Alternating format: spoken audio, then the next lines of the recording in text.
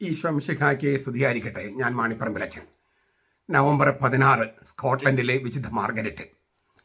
സ്കോട്ട്ലൻഡിൻ്റെ മുത്ത്, the pearl of Scotland എന്നാണ് അറിയപ്പെട്ടിരുന്ന രാജകുമാരി. നാടുകടത്തപ്പെട്ട എഡ്വേർഡ് രാജകുമാരൻ്റെ മകളും ഇംഗ്ലണ്ടിലെ രാജകുമാരിയുമായിരുന്ന സ്കോട്ട്ലൻഡിലെ മാർഗരറ്റ്.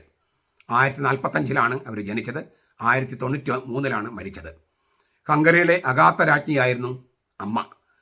1070 സ്കോട്ട്ലൻഡിലെ മാൽക്കോം മൂന്നാമൻ രാജാവിനെ വിവാഹം ചെയ്തു.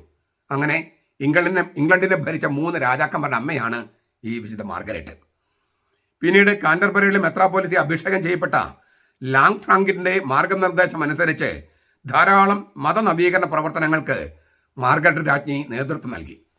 ഭരണരംഗത്തും അവരുടെ മുദ്ര പതിഞ്ഞതിനാൽ ആളുകൾ അവളെ നീതിയുള്ള ഭരണാധികാരി എന്ന് വിശേഷിപ്പിച്ചിരുന്നു.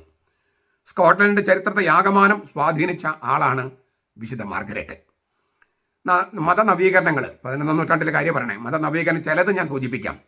സ്കോട്ട്ലൻഡിൽ വിഭൂതി ആചരിച്ചിരുന്നത് തിങ്കളാഴ്ചയാണ്, നമ്മൾ സീറോ മലബാർ സഭയിൽ ചെയ്യുന്നത് പോലെ. പക്ഷേ ലത്തീൻ സഭയിൽ ചെയ്യുന്നത് ബുധനാഴ്ചയാണ്.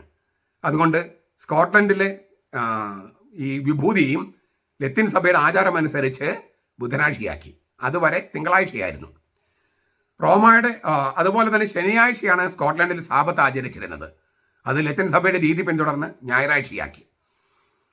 ധാരാളം ദരിദ്രരെ സഹായിച്ചിരുന്ന രാജ്ഞി പല ദിവസങ്ങളിലും ആഹാരം കഴിക്കുന്നതിന് മുമ്പ് ശരിക്കും പാവപ്പെട്ടവരുടെ കാൽപാദം കഴുകിയിരുന്നു. യേശു ശിഷ്യന്മാരുടെ പാദം കഴുകിയത് അനുകരിക്കുകയായിരുന്നു അവർ. രാജ്യത്ത് അവർ നടപ്പാക്കിയ ഭരണപരിഷ്കാരങ്ങൾ മൂലം അവർ അറിയപ്പെട്ടിരുന്നത് നീതിയുള്ള ഭരണാധികാരി എന്നാണ്. ഒരു രാജ്ഞി, ഇംഗ്ലണ്ടിൻ്റെ രാജ്ഞി, അവർക്ക് വിശുദ്ധയാകാനുള്ള അത് വിശുദ്ധയാൽ ജീവിക്കാൻ അപ്പം മനസ്സുണ്ടെങ്കിൽ, ദൈവത്തിൻ്റെ കൃപയുണ്ടെങ്കിൽ ആർക്കും വിശുദ്ധനോ ജീവിക്കാം എന്നുള്ളതാണ്. ദൈവത്തിൻ്റെ കൃപയോട് സഹകരിക്കുക. എളുപ്പമൊന്നുമല്ല, എങ്കിലും സഹകരിക്കുക.